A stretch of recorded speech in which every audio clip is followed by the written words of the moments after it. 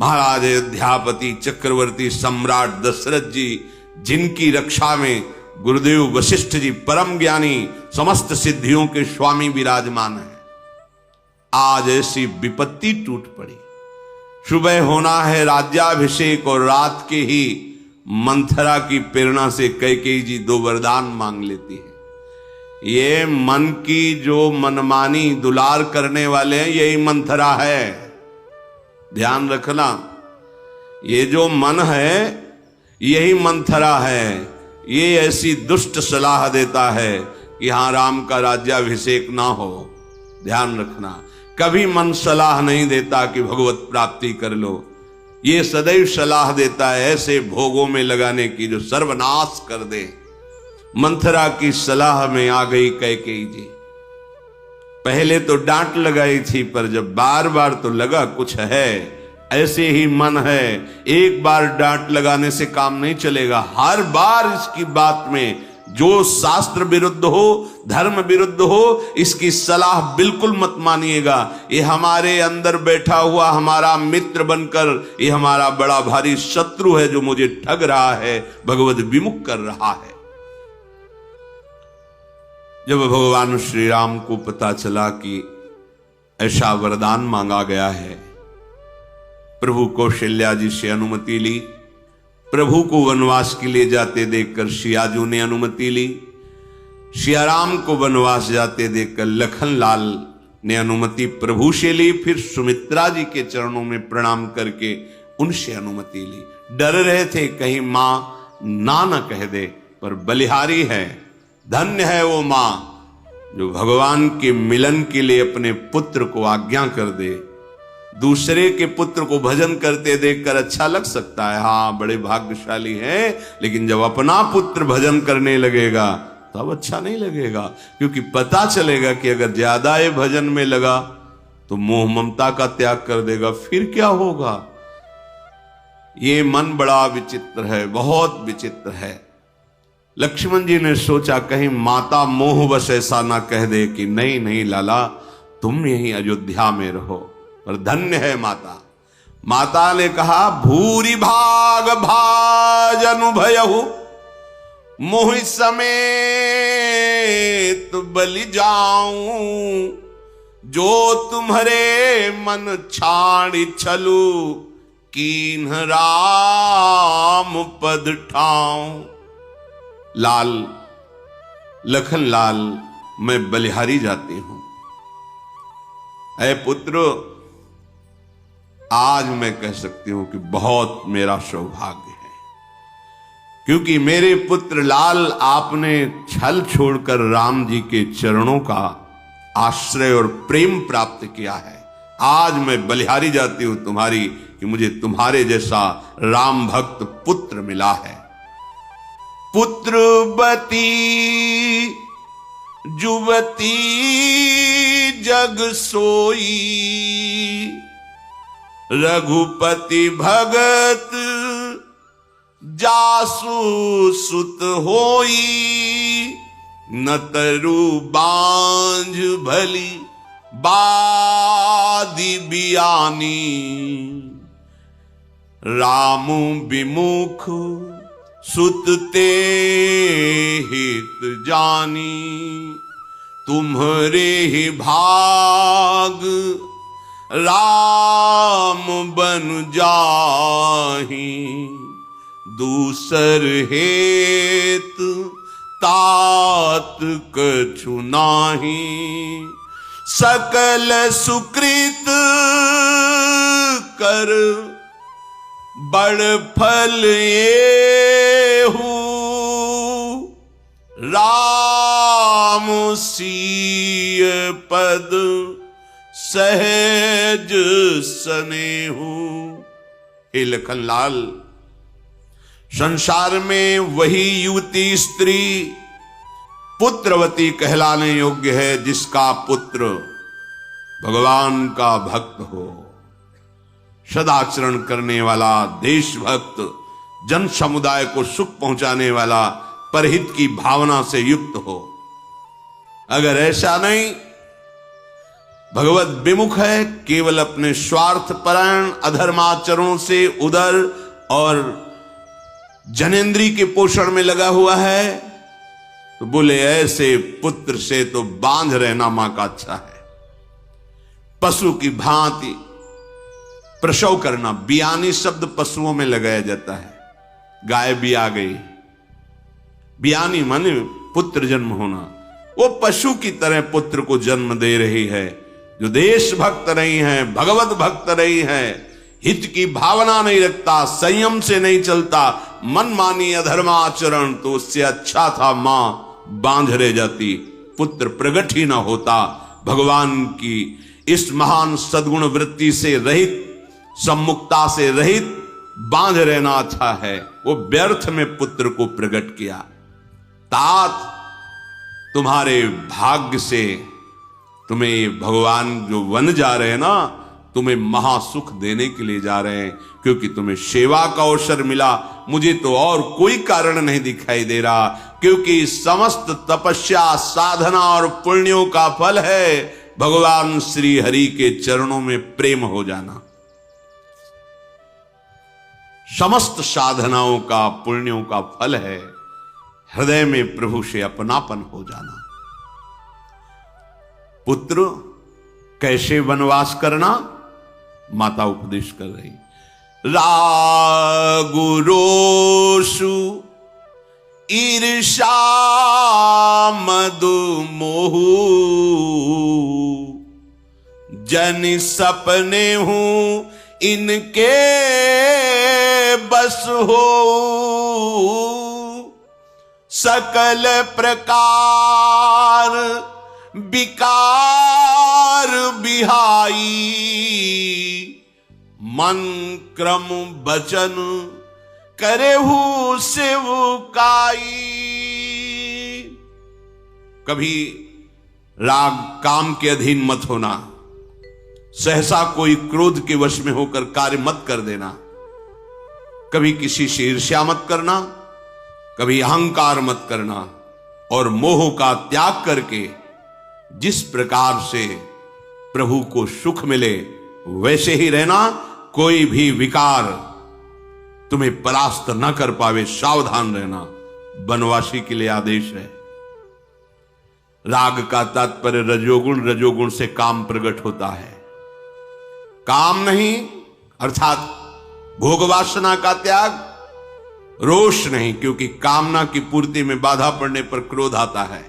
कामा संजायते क्रोधा, क्रोध नहीं, ईर्ष्या नहीं, अहंकार नहीं, मोह नहीं, सकल प्रकार विकार विहाई।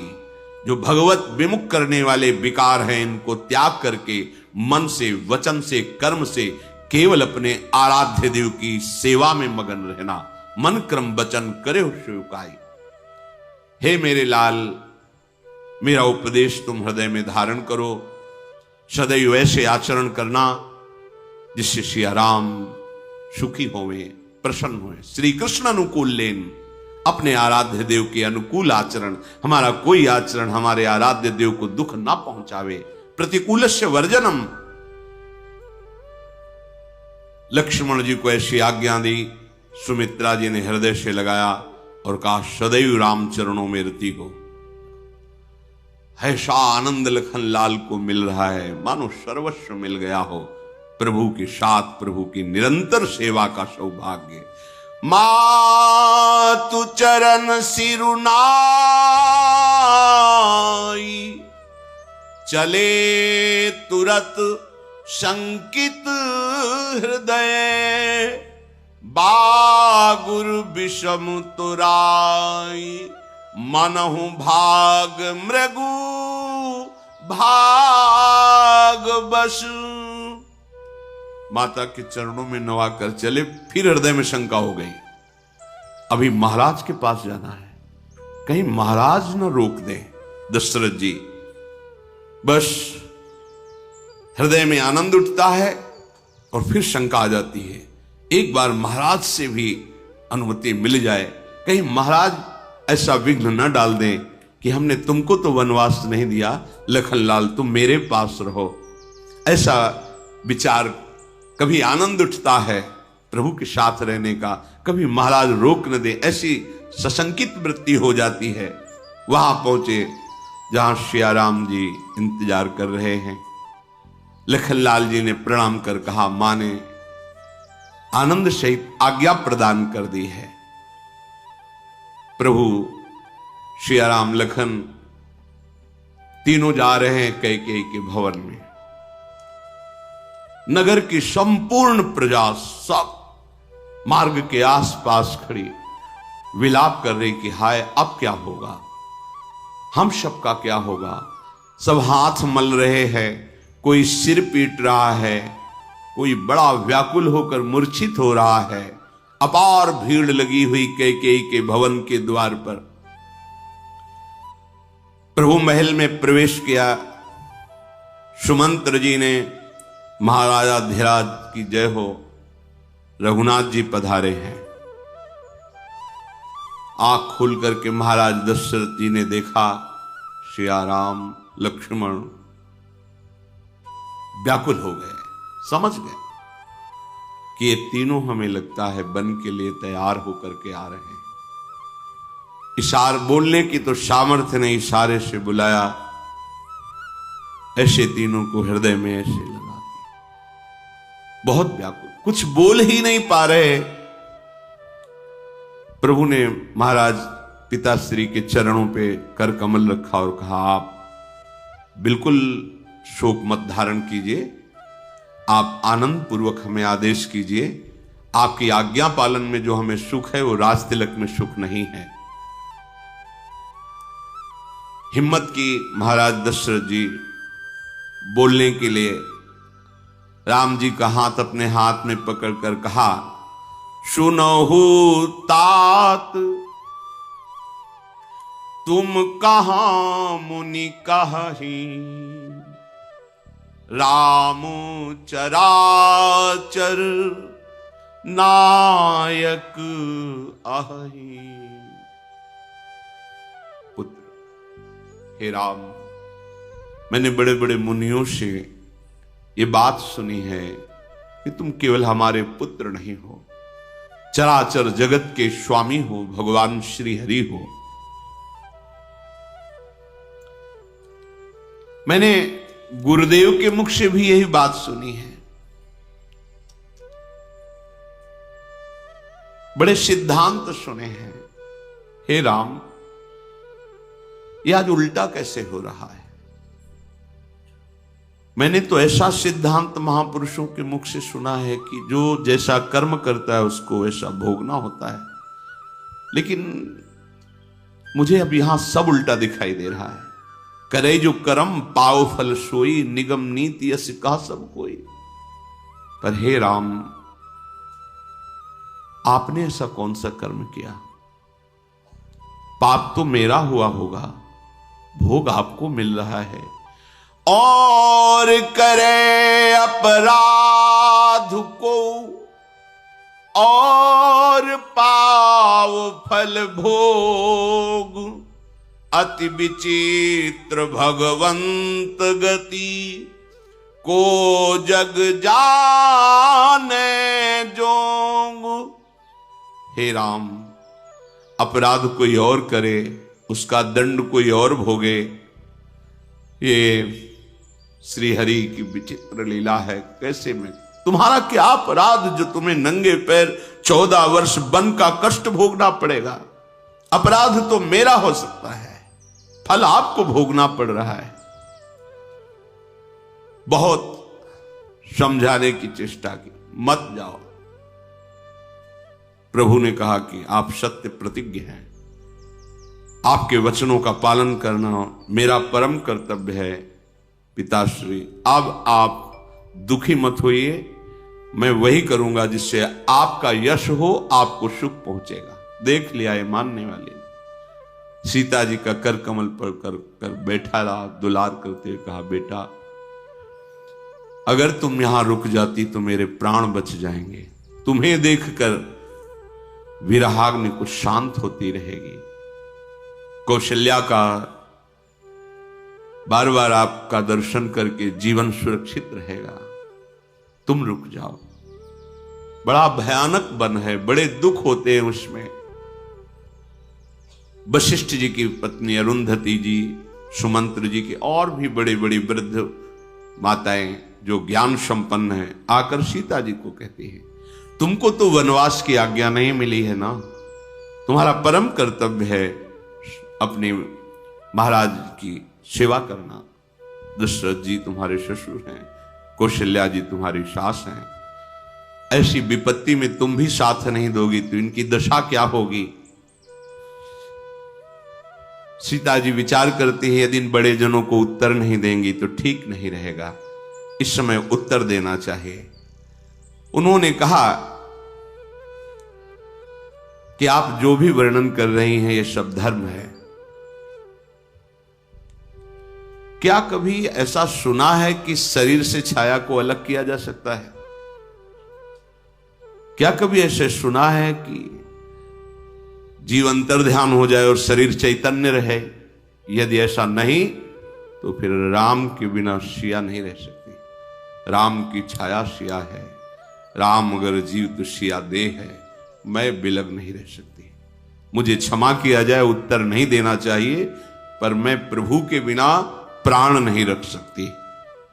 कैकेयी जी को बहुत क्रोध आया, तमतमा करके उठी और मुनियों के मृगचर्म, मेखला और कमंडल रख दिया आगे, इनको पहनो, यहां ज्यादा बात करने की आवश्यकता नहीं। कैसा स्वरूप कैकेयी का भगवान ने प्रकट कर दिया, थोड़ी भी करुणा नहीं, कोई दया का लेस नहीं। इनको पहनो और तत्काल वन के लिए गमन करो। महाराज दशरथ आंख खोलकर कैकेयी की तरफ देख रहे हैं, बस अब तो प्राण निकलना ही चाहेंगे। कैसे मैं रह सकता हूं, इसको रोकना चाहिए। ये तो और आकर मुनियों के वस्त्र दे दिए, और प्रभु तो ऐसे मुस्कुरा रहे जैसे राज तिलक हो रहा हो। तत्काल वस्त्र परिवर्तन किए, मुनिवेश में भगवान श्री राम, लखन और सियाजी। महाराज मुनिवेश में देखते ही फिर मूर्छित हो गए। किसी को महल में कुछ सूझ नहीं रहा, कोई उपाय नहीं सूझ रहा। प्रभु ने दशरथ जी के चरणों में झुककर प्रणाम किया, माता कैकेयी के चरणों में मस्तक रख बलिहारी। कहीं भी ईर्ष्या, द्वेष, रोष, क्रोध कहीं भी नहीं प्रभु के हृदय में। इन्हीं का जब अवतरण होता है भक्त के हृदय में, तब ये स्वभाव आता है। ये भगवत स्वभाव है, ये प्राकृतिक गुण नहीं है। ये चिदानंद प्रभु का चिंतन करते करते ब्रह्मविद ब्रह्मयु भवति, वो भगवत स्वरूप हो जाता है, तब ये महिमा उसके हृदय में जागृत होती है। प्रभु सीधे कैकेयी जी के महल से निकले, गुरु वशिष्ठ जी के पास। बड़ी मर्यादा, एक एक चरित्र में मर्यादा, पुरुषोत्तम भगवान श्री राम की मर्यादा। सीधे वशिष्ठ जी के दरवाजे पर गए, वहां देखा वशिष्ठ जी अश्रु प्रवाह करते हुए बैठे। परम ज्ञानी, ज्ञानियों में शिरोमणि, यह है प्रेम का प्रभाव कि जिसके कारण मैंने इस कुल का आचार्य पद स्वीकार किया था, वो सुख आज छूट जाएगा। किसके कारण? इस कुल में भगवान का अवतार होगा और रोज मुझे उनके दर्शन मिलेंगे। 14 वर्ष के लिए भगवान का अदर्शन, इसलिए वशिष्ठ जैसे परम ज्ञानी अश्रु प्रवाह कर रहे। हे गुरुदेव, इस सारी प्रजा आपके चरणों में समर्पित है। महाराज इस समय बहुत दुखी हैं, आपके ऊपर पूरी अयोध्या का भार, आप इसे कोई भी प्रजा दुख न पावे। हे गुरुदेव, आप ऐसा विधान बनाते रहना। समस्त जो ब्राह्मण जन हैं, भिक्षुक जन हैं, इनको आप खजाने से, अवध नरेश का खजाना भरा हो, सदैव इनको देते रहना। कोई भूखा ना रहे, कोई कष्ट ना पावे। महल के समस्त दास दासियों को बुलाकर कहा, गुरुदेव ये आपके चरणों में, इनको कभी कोई दुख ना हो, क्योंकि आप ही इनकी रक्षा करेंगे। हाथ जोड़कर बोले, हे गुरुदेव, आप पिताश्री माताश्री को ऐसे उपदेश देते रहना जिससे उनके प्राणों की रक्षा होती रहे, विरहाग्नि कहीं उनके प्राणों को शरीर से वियोग न कर दे। और समस्त नगरवासियों से हाथ जोड़कर कहा, हम आप सबसे प्रार्थना करते हैं, जो गुरुदेव आज्ञा करें उसी के अनुसार चलना। ऐसा प्रयास करना कि महाराज और हमारी मां एक कभी विरह में इतना व्यथित ना हो जाए कि उनके प्राण निकल जाएं। आप लोग इतिहास पुराणों की कथा कहकर समझाते रहना। गुरुदेव के चरणों में साष्टांग प्रणाम किया। राम लखन जी ने, सिया जी ने प्रणाम किया। फिर भगवान महादेव जी का स्मरण करके, भगवान श्री राम अवधपुरी को प्रणाम करके, भगवान का ये जन्म स्थान जगत मंगल करने वाला है अयोध्या, अयोध्यापुरी को भगवान ने प्रणाम किया। जे ही अयोध्या से बाहर निकलने के हुए पूरा नगर साथ है। बस वो गोद के बच्चे और जो चल नहीं पाते वो वयोवृद्ध, उनको छोड़कर हाहाकार मच गया। जिधर देखो हा राम, हा लक्ष्मण, हा सिया, हम कैसे जिएंगे। सब भाग पड़े प्रभु के पीछे। थोड़ी देर में मूर्छा दूर हुई। महाराज राम राम, सुमंत्र जी पास ही बैठे थे, मस्तक सहलाने लगे। कहाँ है राम? प्रभु वो तो अब अयोध्या से निकलने ही वाले हैं, वनवासी वेश में तीनों तो जा रहे हैं। फिर मेरे प्राण क्यों टिके हुए हैं? मेरे प्राण क्यों नहीं जा रहे? मुझे लगता है मेरा बड़ा भाग्य है जो प्राण नहीं निकल रहे। इससे बड़ा दुख और क्या हो सकता है? ऐसे दुख में भी प्राण नहीं निकल रहे। सुमंत्र जी, तुम मेरे मित्र भी हो, मेरे प्रधानमंत्री भी हो। तुम्हारे जैसा कोई मेरा हृदय की बात जानने वाला नहीं। देखो, तुम मेरा रथ लेकर जाओ और दोनों कुमारों को और जानकी जी को रथ में बैठालना, 2-4 दिन वन घुमाना, फिर ले आना। कह देना महाराज का यही आदेश है, तुम्हारी भी बात रह गई, वन घूम लिए, अब वापस चलो। फिर रोने लगे। फिर धैर्य धारण किया। कहा हो सकता है राम सत्य प्रतिज्ञ हैं, लखन राम का ही अनुसरण करते हैं, ये दोनों शायद मेरी बात अब न माने। तो तुम जब देखना कि ये दोनों बात नहीं मान रहे तो तुम सीता जी को जरूर ले आना।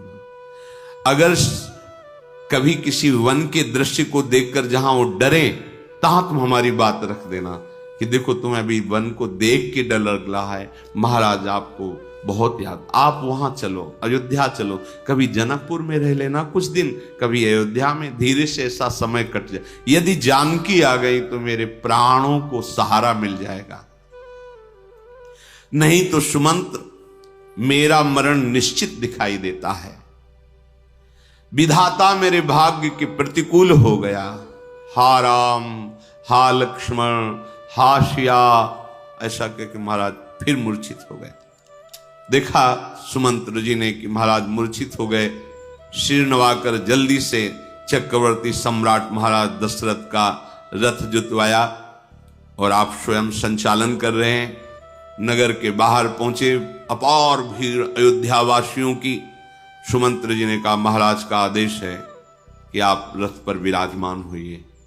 पिता का आदेश मानकर प्रभु श्री राम लक्ष्मण सिया जी रथ पे, और संपूर्ण प्रजा रथ के पीछे पीछे भाग रही। कैसा अद्भुत प्रेम! उस समय की दशा में जरा चित्त जोड़ के देखो कैसा। थोड़े दिन कैसा था, अपने 4 पुत्र और 4 बधुओं को महल में देखकर महाराज आनंद से झूम।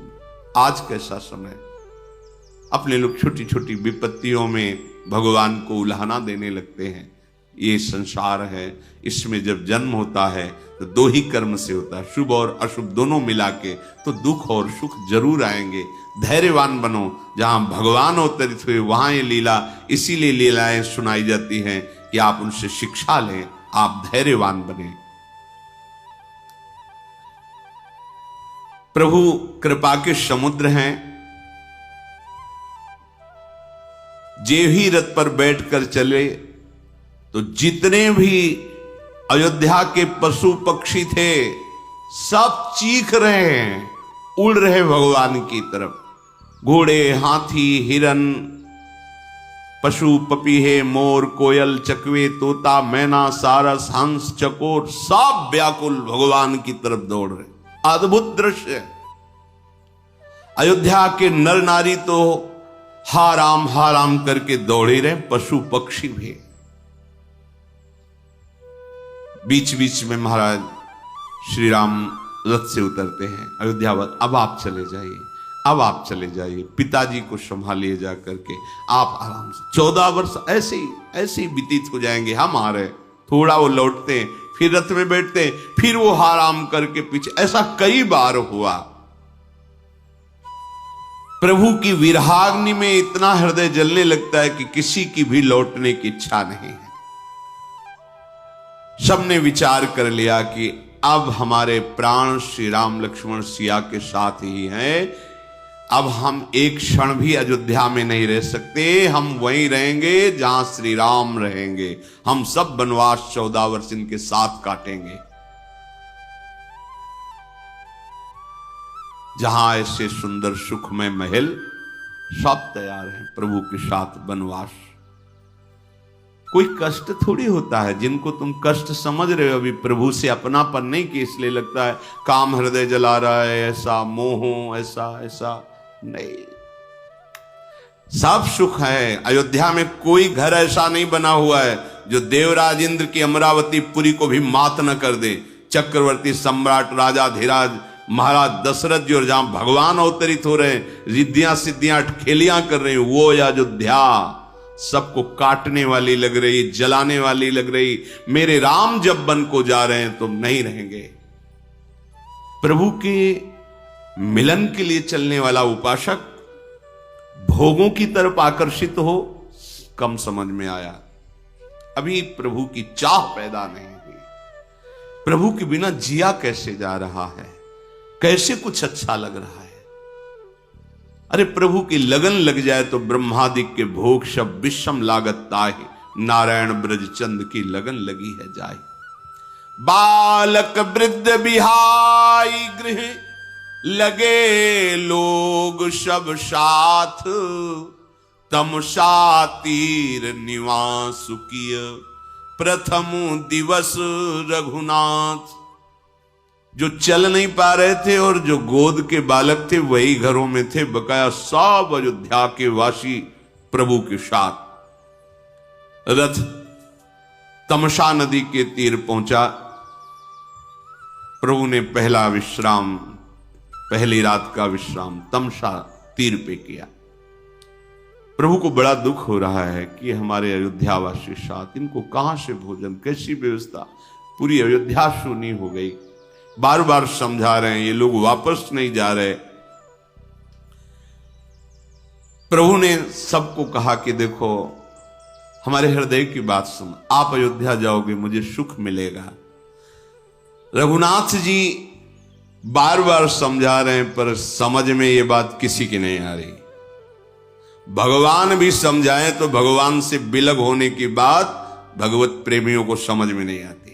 समझाते रहे गोपीजनों को, जाओ देख लिया वृंदावन की शोभा। तो उन्होंने कहा अगर ऐसा आप करते हैं तो अभी हमारे प्राण निकल जाएंगे। यही कहा था। आप देखना चाहते हो, अगर आपने दोबारा ऐसे शब्द बोले तो देख लेना हमारा शरीर प्राण रहित हो जाएगा। प्रेम एक अमोघ वस्तु। ये दूसरे कैसे समझ सकते हैं जो विषयों से प्रेम किए, वो क्या जाने भगवत चरणारविंद का प्रेम कैसा तीव्र होता है। भगवान समझाए, जब समझ में नहीं आया तो कहा अच्छा आप सब आराम करो, सो जाओ, सब आराम करो। कुछ देवी भागवती कैसी माया हुई कि थके और व्याकुल अयोध्यावासी सो गए। प्रभु के नेत्रों में नींद कहां। जब देखा दोपहर रात बीत गई, सब निद्रा देवी की गोद में है। सुमंत्र जी से धीरे से कहा कि कुछ पत्ते ऐसे बांधो पहिए में जिससे पहिए के चिन्ह न बने, और ऐसी चाल से चलाओ कि अयोध्यावासी जान ही न पावे कि रथ किधर गया है।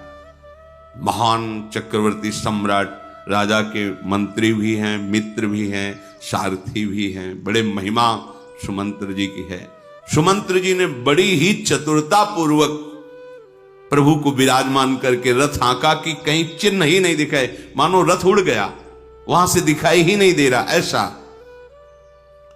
जेव ही चौथा पहर रात्रि का लगा, प्रातःकालीन वेला देखा प्रभु श्री राम ने, लक्ष्मण ने, सिया जी नहीं, सुमंत्र जी नहीं, बड़ा हाहाकार मच गया। हा राम, हा लखन, हा राम, हा सिया, चारों तरफ भाग रहे हैं अयोध्यावासी।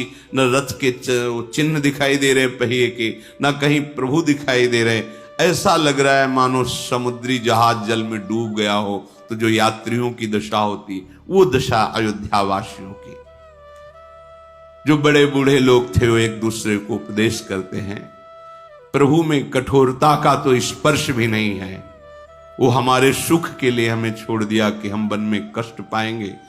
तो अब जैसा हमें प्रभु चाहते हैं, यद्यपि हम अपने को धिक्कार देते हैं कि प्रभु से बिलक जीना पड़ेगा, पर प्रभु के दर्शन की आस रखकर हम 14 वर्ष जिएंगे, प्रभु का इंतजार करेंगे, सब एक दूसरे को समझा करके। रास्ते में कहते जाते हैं कि विधाता मृत्यु क्यों नहीं दे देता, प्रभु से विमुख होकर मैं कैसे जीऊंगा। ऐसे शौक संताप से रोते विलाप करते अयोध्या वापस आ गए। 14 साल की अवधि भगवान दर्शन देंगे इस आशा से जी रहे हैं। जब श्री सियाजू के सहित सीता सचिव सहित 2 भाई श्रृंगबेरपुर पहुंचे जाई, उतरे राम देव सर देखी, कीन दंडवत हरसु विषेखी। सिया राम लखन मंत्री सुमंत्र जी श्रृंगबेरपुर पहुंचे। गंगा जी की अद्भुत निर्मल जल धारा बह रही। प्रभु रथ से उतरकर पहले गंगा जी को प्रणाम किया। है कौन गंगा जी? इन्हीं की चरणामृत है। लेकिन जो प्रभु नरलीला कर रहे वैसे दंडवत किया गंगा जी को। लखनलाल ने भी प्रणाम किया, सिया जी ने भी प्रणाम किया। भगवान गंगा की तरफ देख कर कह रहे, गंग सकल मुद मंगल मूला, सब सुख करनी हरनी सब शूला। कहीं कहीं कोटिक कथा प्रसंगा, राम बिलो कही गंग तरंगा। हे लक्ष्मण देखो गंगा जी कैसे आनंद में प्रवाहित हो रही। जो गंगा जी का सेवन करता है वो समस्त मंगलों को प्राप्त कर लेता है। गंगा जी सबको सुख प्रदान करने वाली और दुख भई पीड़ाओं को हरने वाली है। अनेकों प्रसंग भगवान गंगा जी के तट पर श्रवण कराते हैं गंगा जी की महिमा की। फिर सिया जी, लक्ष्मण जी, राम जी, मंत्री सुमंत्र जी गंगा जी में स्नान करके जो श्रम था वो दूर किया, गंगा जल का पान किया, बार बार गंगा जी को माथे पे लगा रहे हैं। भगवान ये आदेश करते ऐसे गंगा जी का सेवन करना चाहिए। पहले दंडवत आचमन मस्तक पर, फिर वहां जैसे गंगा यमुना का सेवन साबुन लगा के मल के, ये ऐसे बस गोता लगाओ 1 2 11 21 जितने खड़े होकर नाम जप करो, बाहर निकल जाओ। अब मलने के लिए तो बहुत तुम्हारे घर में स्नान गृह है, खूब वहां साबुन जैसे लगाते हो, लेकिन जब कहीं धाम आओ, तीर्थ आओ, किसी परम पावन महामहिमा में यमुना जी गंगा जी का सेवन तो भाव से करो। पहले प्रणाम करो, फिर आचमन करो, फिर जल मस्तक पर रखो, फिर अंदर प्रवेश करो, बस सीधे ऐसे गोते लगाओ। अगर आपको मलना है तो वहां की बालू लेकर ऐसे मलिए, फिर गोते फिर ऐसे नहीं, फिर गोते लगाइए, बाहर निकल जाइए, अपने अधोवस्त्रों को बाहर निचोड़िए, पुनः धोने की आवश्यकता नहीं। अगर धोना है तो पात्र में जल लीजिए और बाहर जाकर ऐसे डालकर प्रक्षालन करके अपने झोले में रख लीजिए। वैसे चाहिए तो ऐसे ही बाहर वस्त्र उतार कर पॉलिथीन में या किसी बैग में रखकर अपने बाथरूम में धोए। जितना पवित्र आदर करोगे उतना ही आपको लाभ प्राप्त होगा। ऐसे फूंक रहे हैं ऐसे नहीं, अगर साबुन लगा रहे हैं ऐसे नहीं, शौच हो रहे हैं लगो ऐसे, बहुत पवित्रता का भाव। ये परम पावन यमुना जी है ना, श्री जी का सीधा प्रेम प्रदान करने वाली, गंगा जी जिनके चरणों से प्रकट हुई वो महिमा वर्णन कर रहे हैं, वो अवगाहन कर रहे हैं गंगा जी का। जब निषाद राज गुह ने उस पार खबर पाई कि अयोध्या ने इस महाराज राजाधिराज दशरथ जी के लाडले श्री राम, लखन और सिया और महामंत्री सुमंत्र जी पधारे हुए हैं गंगा के उस पार, बहुत आनंदित हुआ। तत्काल बड़ी बड़ी बहंगियों में, कांवरों में सुंदर मीठे फल, सुंदर मीठा जल बहंगियों में भर भर करके प्रभु के पास साष्टांग दंडोत किया। निषाद राज गुह भर नेत्र प्रभु की रूप महा, कितने सुंदर प्रभु, कैसा हो भाग्य है। प्रभु ने पास बुला के बैठा, ऐसा सुख मिल रहा है मानो परम पद मिल गया, क्योंकि यही परम पद है। कैसे हो आप, कैसे हो? भगवान ने पूछा। नाथ, अब कैसे बताओ आपको? नाथ कुशल पद पंकज देखे, भयऊ भाग भाजन जन लेखे, देव धरनी धनु धाम तुम्हारा, मैं जनु नीच सहित परिवारा। प्रभु आप पूछ रहे कैसे हो? आज मैं कह सकता हूं कुशल से हूं, ये बात। तब लगी कुशल न जीव कहूं, सपने हूं मन विश्राम। आज मैं कह सकता हूं कि कुशल से हूं। क्यों? क्योंकि आज मैं अपने को महाभाग्यवानों की गिनती में गिन रहा हूं, क्योंकि मैंने आपके चरण दर्शन पाए।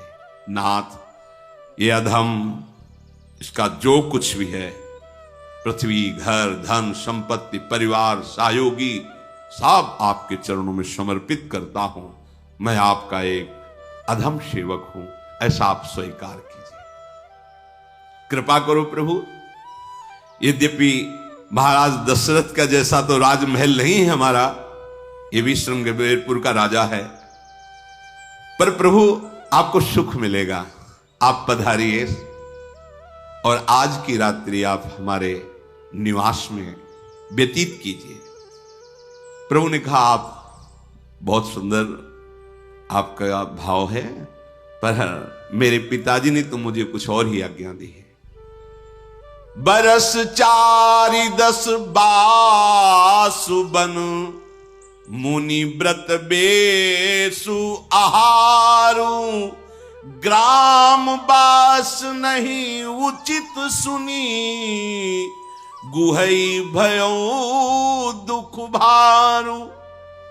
मेरे पिताश्री ने आज्ञा की 14 वर्ष का वनवास, मुनियों का व्रत, तपस्वी वेश, भूमि शयन, आहार केवल मुनियों वाले, कंदमूल फल जल, गांव के भीतर और ग्रामीण आहार ये हमारा निषेध है। ये बात सुनते ही उसके आंसू चलने लगे। ऐसे सुंदर सुकुमार युगल सिया राम को वनवास। गांव के, नगर के सब लोग देख रहे हैं प्रभु को दूर से, कैसे इनके पिता कठोर हैं कि ऐसे सुकुमार को वनवास दिया। इनकी माता कैसे जीती होंगी, जिनको देखकर हमारे प्राणों में ऐसा हो रहा है कि न्यौछावर कर दें, उनकी माता कैसे जी रही होगी। कोई एक ने कहा, ऐसा मत बोलो, हमारे भाग्य उदय करने के लिए महाराज ने ऐसा सौभाग्य दिया, नहीं हम कहां वनवासी इनको देख पाते। अरे इसीलिए हमें नेत्रों का लाभ प्राप्त हुआ। निषाद राज गुह ने देखा कि प्रभु का जैसा विधान मुझे वैसे सुख पहुंचाना चाहिए, तो एक विशाल अशोक का वृक्ष, बहुत बड़े बड़े अशोक के वृक्ष होते, सैनपुर में हमने देखा कि कम से कम 200 आदमी एक अशोक वृक्ष के नीचे बैठ सकते हैं, सैकड़ों वर्ष पुराना, जैसे पीपल का बड़ा वृक्ष, ऐसे अशोक का वृक्ष इतना मोटा, ऐसे ऐसे आप पुराने पुराने वृक्ष, उस वृक्ष अशोक वृक्ष के नीचे सुंदर सुंदर कोमल पत्ते और कुश की साथरी, पहले कुश फिर ऊपर कोमल पत्ते, इसकी सैया लगाई और मीठे मीठे रसीले फल वन से ला करके और मीठा जल लाकर प्रभु को अर्पित किया। पाओ प्रभु। प्रभु ने सुमंत्र जी को, लखनलाल सिया जी को प्रभु पा रहे। कितना हो भाग्य, कितना हो भाग्य। सामने प्रभु प्रगट पा रहे, तो आपके भी अहोभाग्य है। आपकी सेवा में जो विराजमान प्रभु साक्षात है। भावना ये मत करो कि चित्रपट रखा है, कहो सो कहां जहां प्रभु नहीं, तो छवि में तो है ही ना, वैसे ही भाव से पवाओ। मेरे प्रभु पा रहे, मेरी प्रिया जो पा रहे। भगवान ने जब पा लिए तब आदेश किया सुमंत्र जी को कि आप शयन कीजिए। फिर पास में ही जो 2 शैयाएं बनी थी उसमें सियाराम जी लेटे, लक्ष्मण जी चरण चाप रहे हैं। देखा भगवान के नेत्र अर्ध निमीलित हो रहे हैं, हट गए और 10 कदम दूर पर जाकर वीरासन पर बैठ गए, बाण धनुष लेकर। बलिहारी ऐसा प्रभु से प्रेम। 14 वर्ष तक कभी लेटे नहीं लक्ष्मण जी, एक बार भी नींद नहीं ली 14 वर्ष तक। कैसा भगवत, ये तो भगवान नहीं है, पर कैसा भगवत प्रेम सेवा का स्वरूप। प्रभु शयन में वीरासन में बैठ गए लक्ष्मण जी। निषाद राज ने देखा लक्ष्मण जी वीरासन में, समीप जाके चरण वंदना करके लक्ष्मण जी के समीप बैठे। देखा कि लक्ष्मण जी के नेत्रों में प्रेमाश्रु है कि अयोध्या की कोमल शैया पर जिनको नींद नहीं आती, वो प्रभु आज कुछ की साथरी पर सो रहे। लक्ष्मण जी क्योंकि स्वयं सैया बनते हैं लक्ष्मण जी जिनकी, वो प्रभु हैं। शेषावतार भगवान लखनलाल शेष रूप में हर समय हरि को शयन कराते हैं, अपने देह की शैया बनाकर। निषाद राज प्रभु के बगल में विराजमान होकर के लक्ष्मण जी को देखकर, उनके भाव को देखकर कहा कि महाराज मुझे भी चैन नहीं आ रहा। कहां चक्रवर्ती सम्राट महाराज दशरथ का वो महल, वो सुखद सैया, वो तकिया, और कहां ये कुश की साथरी, जहां इतनी सुंदर सुख सामग्री, वहां इतना दुख। मैं कैसे मैं धैर्य धारण करूं। फूस की साथरी पर लेटे हुए प्रभु को देखकर रो पड़ा निषाद राज गुह। लक्ष्मण जी से कह रहा है कि जिन्हें महाराज प्राणों की तरह संभाल करते थे, वो आज ऐसे पृथ्वी पर पड़े। सियाराम जी, क्या सब कुछ भाग्य से ही होता है क्या? निषाद राज ने, सब कुछ भाग्य से ही होता है क्या? क्या इतना भाग्य प्रधान होता है? महाराज मुझे तो बहुत गुस्सा आ रहा है, यद्यपि मैं छोटा मुंह हूं, बोलना नहीं चाहिए। निषाद राज कह रहा है पहले कि कैकेयी राज की जो पुत्री बहुत नीच बुद्धि का काम किया है। श्री राम और जानकी को यह दुख देख करके मुझे बोलने की सामर्थ्य नहीं, बोलने योग्य भी नहीं, पर नहीं ला नहीं जा रहा। ऐसा नीच कार्य किया है कि ये सूर्य कुल के लिए कुल्हाड़ी बन गई। कुबुद्ध ने विश्व को दुख प्रदान कर दिया सिया राम को वनवास देकर। लक्ष्मण जी ने कहा सावधान मत ऐसा बोलिए। बोले लखन मधुर मृदु बानी, ज्ञान विराग भगति रस सानी, को न काहू के सुख दुख कर दाता, निज कृत कर्म भोगु सब भ्राता। लक्ष्मण जी ने ज्ञान वैराग्य और भक्ति रस में सनी हुई वाणी से कहा, भैया कोई किसी को सुख दुख नहीं दे सकता है, सबको अपने किए हुए का ही फल प्राप्त होता है। ये मिलना, ये बिछुड़ना, ये भोग, ये वियोग, ये शत्रु मित्र उदासीन, ये कुछ नहीं है। ये सब माया का दिखावापन है, ये माया का भ्रम फंद है। जन्म मृत्यु संपत्ति विपत्ति कर्म काल जहां तक जंजाल है, धरती घर धन नगर परिवार स्वर्ग नरक व्यवहार, जो कुछ जितना भी देखने में सुनने में मन के अंदर विचार में आता है, सब मोह के कारण अज्ञान के कारण आता है। परमार्थता एक परम तत्व के सिवा कोई नहीं है। लक्ष्मण जी ने धरनी धाम धनु पुर परिवारु, सरगु नरकु जहां लगी व्यवहारू, देखिए सुनिय गुनिय मन माही, मोह मूल परमारथ नाही। इसलिए निषाद राज, जैसे स्वप्न में कोई राजा भिखारी हो जाए तो क्या वो भिखारी हो गया क्या? कोई स्वप्न में कंगाल चक्रवर्ती सम्राट बन जाए तो क्या सम्राट बन गया क्या? जगने पर कोई लाभ या हानि नहीं होती। स्वप्न में राजा बनना या भिखारी बनना कोई लाभ हानि नहीं है। बिल्कुल ठीक ऐसे ही मोह निशा सब सोवनिहारा, देखिए सपन अनेक प्रकारा, यही जग जामिनी जागहि जोगी, परमारथी प्रपंच वियोगी, जानी तब ही जीव जग जागा, जब सब विषय विलास विरागा, होई विवेकु मोह भ्रम भागा, तब रघुनाथ चरण अनुरागा, सखा परम परमारथ एहु, मन क्रम बचन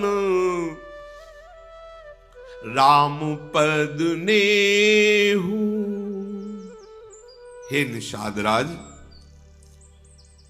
समस्त संसार मोह की रात्रि में सो रहा है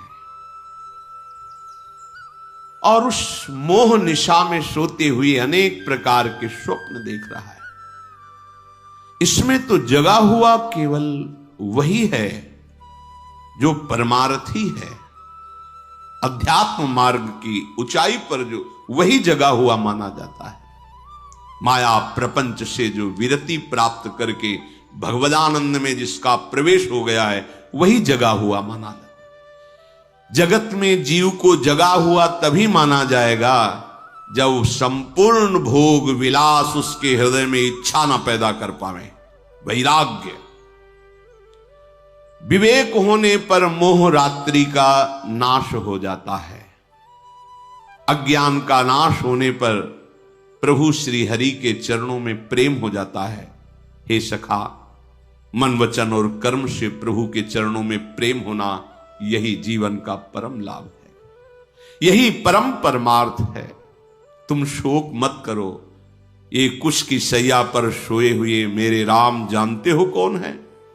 रामो ब्रह्म परमारथ रूपा, अविगत अलख अनादि अनुपा, सकल विकार रहित गत भेदा, कही नित नेति निरूपहि वेदा। हे सखा, ये मेरे राम कोई मनुष्य नहीं है, ये परम वस्तु परम तत्व पर ब्रह्म परमात्मा है। ये अविगत हैं, कोई इनको अपने मन बुद्धि से नहीं जान सकता। ये मन बुद्धि में उतरते हैं, मन बुद्धि वहां तक पहुंच नहीं सकता, ये कृपा करके मन बुद्धि में आते हैं। अलख,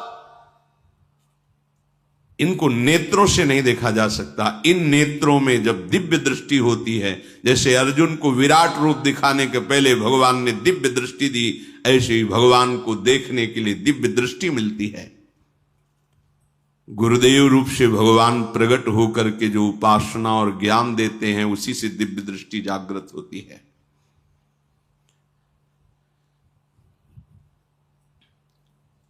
सदगुरुदेव भगवान अज्ञान अंधकार का नाश करके जो दिव्य मंत्र दिए, वही दिव्य दृष्टि प्रदान करता है। सुमिरत दिव्य दृष्टि ही होती। श्री गुरु पदनख मणिगण ज्योति, सुमिरत दिव्य दृष्टि ही हो। गुरुदेव भगवान की चरण नख कांति का चिंतन करने वाले उपासक के हृदय में वो दिव्य दृष्टि जागृत हो जाती है, जिससे भगवान का साक्षात्कार होता है। इसीलिए चाहे शिव बिरंच सम होई, गुरु बिनु भवनिधि तरी न कोई। ये अलख हैं, इनको लख सकने की दृष्टि यही प्रदान करते हैं। हे निषादराज, ये अनादि हैं, ये अनंत हैं, ये अनुपम हैं।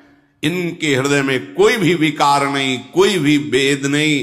वेद जिनको नेति नेति कर कहते हैं, वही पर ब्रह्म परमात्म तत्व कुश की साथरी पर सोए हुए, ये कोई मनुष्य नहीं है। ये कृपा करके अपने भक्तों को सुख देने के लिए, दुष्टों का विनाश करने के लिए, धर्म की स्थापना के लिए ये नर रूप धारण किए हुए हैं। इसलिए तुम ऐसे मोह भरे वचन मत बोलो। श्री राम जी के चरणों का दर्शन करके इनमें प्रेम करो। वार्ता करते करते सुबह हो गया। जगत का मंगल करने वाले भगवान उठे, अपनी नित्य दिनचर्या की, स्नान किया और आदेश दिया बरगद का दूध लाओ। और जो कोमल घुंघराले श्याम केस थे, बट वृक्ष के दूध से जटाएं बनाई। लक्ष्मण जी ने, राम जी ने। सुमंत्र जी की अश्रुधारा चल रही है। अभी सुमंत्र जी विराजमान है। हृदय में दाह प्रकट हो रहा है, उदासी छा गई। हाथ जोड़कर बोले, प्रभु आपने बिना पूछे जटाएं बना ली। महाराज कह रहे थे 4 दिन घुमा के पुनः वापस ले आना, आप जटाएं मत बनाइए, आप वापस चलिए। महाराज ने कहा था बस 2-4 दिन घुमा लाना, महाराज के प्राण बच जाएंगे, आप लौट चलो। जैसा कहा है महाराज ने, मैं विनय कर रहा हूं, पर मैं हृदय से जैसा उन्होंने कहा मैं बता नहीं पा रहा हूं। मान जाओ हे राम जी, मेरी बात मान जाओ, आप महाराज को बचा लीजिए। और भगवान के चरणों में रो के गिर पड़े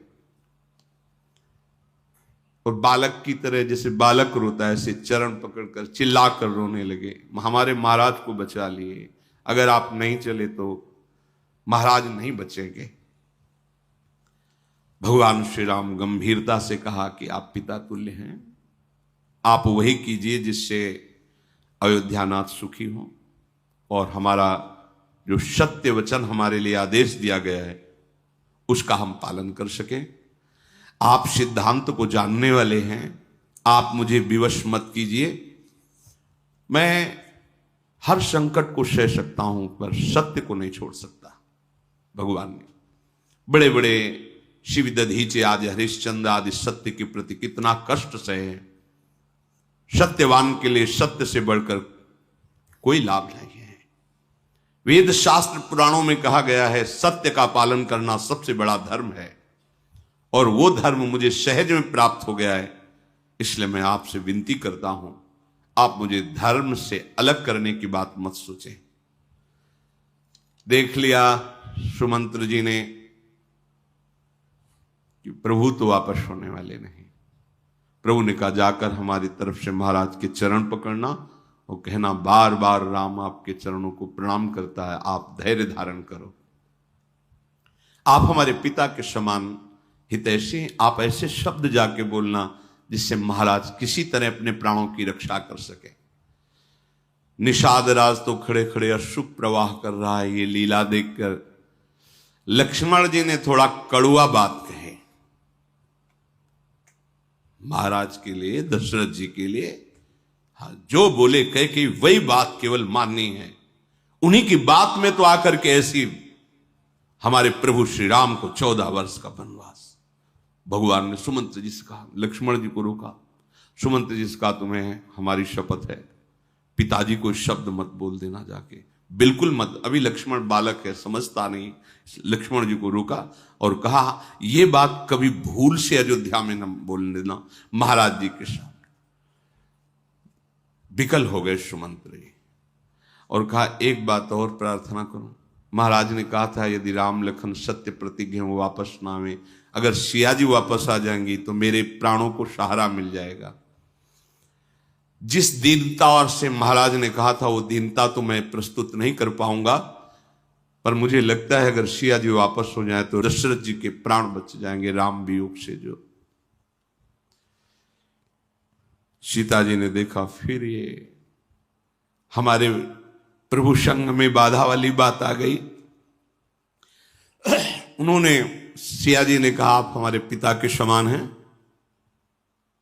आप हमारी बात को इस समय क्षमा कीजिएगा क्योंकि आपके सामने हमें बात नहीं करनी चाहिए। आप पिता तुल्य हैं, पर इस समय आरती वर्ष सन्मुख भयं विलगु न मानव तात।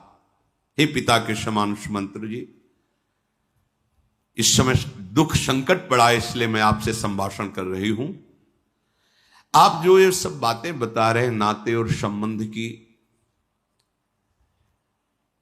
प्रभु के नख चरण कांति के अलावा मेरा कोई संबंध ही नहीं।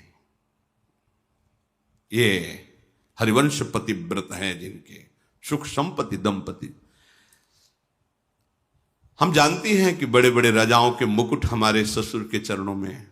हम जानती हैं कि बड़े बड़े ज्ञानियों की सभा में भी हमारे पिता का सम्मान होता है, जनक जी का।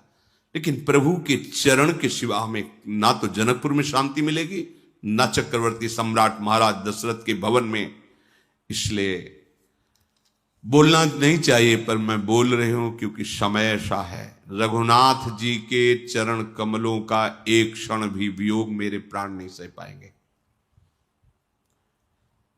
मुझे महान सुख मिलेगा यदि आप अब दोबारा हमसे या हमारे प्रभु से ये बात नहीं रखेंगे कि सिया जी को वापस कर दिया जाए। मेरा प्रणाम कहना माता कौशल्या से, दशरथ जी महाराज से। मैं बहुत शीघ्र उनकी चरण सेवा में उपस्थित होंगी अपने प्राणपति के साथ। और आप ये सब ना सोचिए कि मैं दुख पाऊंगी। थकावट, भ्रम, दुख उसी को व्यापता है जिसके साथ भगवान नहीं होते। मेरे साथ प्रभु, मैं इनके मुखारविंद को, इनके चरण को देख देख कर हर दुख, हर कष्ट, हर भय सह जाऊंगी।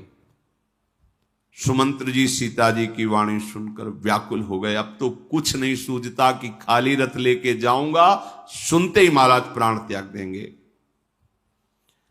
भगवान बार बार सुमंत्र जी को हृदय से लगा रहे हैं, आप तात वापस जाइए और ऐसे युक्त भरे वचन बोलिएगा युक्तियों से जिससे महाराज के हृदय में शीतलता पहुंचे। अब प्रभु की आज्ञा मेटी नहीं जाती। सुमंत्र जी ने अयोध्या की तरफ रथ को मोड़ा तो घोड़े हिनहिना करके बार बार राम जी की तरफ हो जा रहे। निषाद राज घोड़ों का प्रेम देख करके विकल हो रहे। कैसे पशु भी प्रभु से विमुख नहीं होना चाहते। देखो अपने लोग भगवत दास हैं, भगवत आराधक है। प्रभु के प्रेम के रस में डूबे हुए पशु ऐसे हैं अयोध्या के, घोड़े ऐसे हैं कि बार बार अयोध्या की तरफ किया जाता है, वो बरबस ऐसे राम जी की तरफ हो जाते हैं। प्रभु समीप जाकर दुलार करते हैं, जाओ अयोध्या जाओ, हम शीघ्र मिलेंगे। ये सब पशु नहीं है, ये मूर्तिमान तपस्या है, मूर्तिमान तप है। बोलो, जिनके वियोग में पशु की हालत है, उनके वियोग में महाराज और जो रानियां हैं और प्रजा है उसकी क्या हालत हो, कैसे कोई जान सकता है। सुमंत्र जी अयोध्या की तरफ चले, राम लक्ष्मण और सियाजू गंगा जी के समीप आए। चतुर केवट नाव 10-20 कदम गंगा जी के बीच में। प्रभु ने कहा, ऐसा क्या है भाई, या तो उस पार ना होती या इस पार ना होती, बीच में लगा, नाव लाओ ना किनारे। मांगी नाव न केवटुआना, कही तुम्हार मरम में जाना।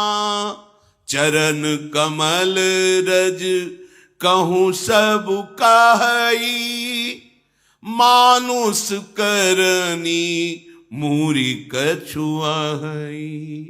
छुअत शिला भई नारी सुहाई, पाहन तेन काठ कठिनाई।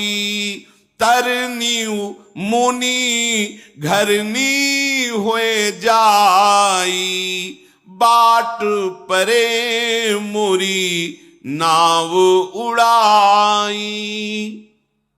आओ केवट। नहीं प्रभु मैं नहीं आऊंगा। भाई क्यों? प्रभु हमने आपका रहस्य जान लिया है। तो तूने क्या रहस्य जान लिया मेरा? प्रभु तुम्हारे सांवले चरणों में बड़ा जादू है। ऋषि मुनियों से सुना है, अपने निषाद राज से भी सुना है, और नगर के लोग भी कह रहे थे। तो आपके चरणों में, चरण रज में बड़ा जादू है। नहीं, क्या जादू है? सुना है गौतम ऋषि की पत्नी जो शिला रूप में थी, आपका चरण स्पर्श हुआ, सुंदर नारी बन गई। प्रभु शिला नारी बन गई तो काठ को नारी बनने में कितना देर लगेगा? वो वैसे ही लड़का बच्चा से घर में, हम उसके पालन पोषण में परेशान है, और अगर नाव जिससे पालन पोषण करते वो भी नारी बन गई तो समस्या और बढ़ जाएगी। ना ना, हम तो नाव नजदीक लाने वाले नहीं। तरनी मुनि घरनी हो जाई, बाट परे मोरी नाव उड़ाई। ये ही प्रतिपालो सब परिवारू, नहीं जानो कछु और कबारू।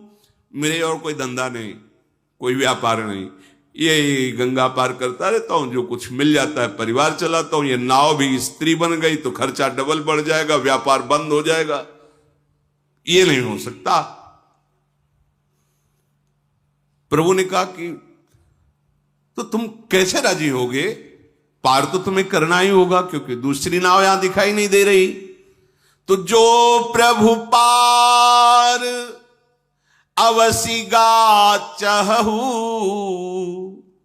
मोहि पद पदुम पखारन कहूं। एक बात है प्रभु, अगर आप पारे वास्तविक जाना चाहते हो, देख लो, जो भव समुद्र से पार करने वाले हैं उनसे केवट। अगर पार ही जाना चाहते हो तो एक बार हमें चरणों को धोने का अवसर दीजिए। मैं धो के देख लूंगा कि कहीं इसमें वो जादू काम तो नहीं कर रहा। मैं जल लाऊं कठौते में, चरण धोऊंगा। अगर कठौता स्त्री बन गया तो कोई घाटा नहीं होगा, क्योंकि नाव हमारी सुरक्षित रहेगी, आने जाने से वो मिलता रहेगा और परिवार चलता है। अगर कठौता स्त्री नहीं बना और हमने चरण धो लिया, फिर नाव में बैठा लेंगे कि वो केवल शिला ही नारी बन सकती, एक काठ जो है नारी ले। भगवान बहुत मुस्कुराए कि यार बड़ा विनोदी है ये केवट। जो प्रभु पार अवश्य गा चाहो, मोहि पद पदुम पखारन का। लक्ष्मण जी ने रोष दृष्टि, संभाल के बात कर, मानो नेत्रों ही नेत्रों में डांट रहे हो, संभाल के बात कर। इशारा की लक्ष्मण जी तरफ, अब डरने वाले नहीं है हम। पद कमल धोई चढ़ाई नाव, न नाथ उतराई चहो, मोहि राम रावुरी आन दशरथ, सपथ सब साची कहो। बरु तीर मारहु लखन पे, ठीक है मार दो चलेगा, मुझे कोई घबराने की जरूरत नहीं। बरु तीर मारहु लखन पे, जब लगी न पाए पखारी हो, तब लगी न तुलसीदास नाथ, कृपालु पार उतारी हो। झगड़े की जरूरत नहीं है, पार जाना हो तो चरण धुलवा लो।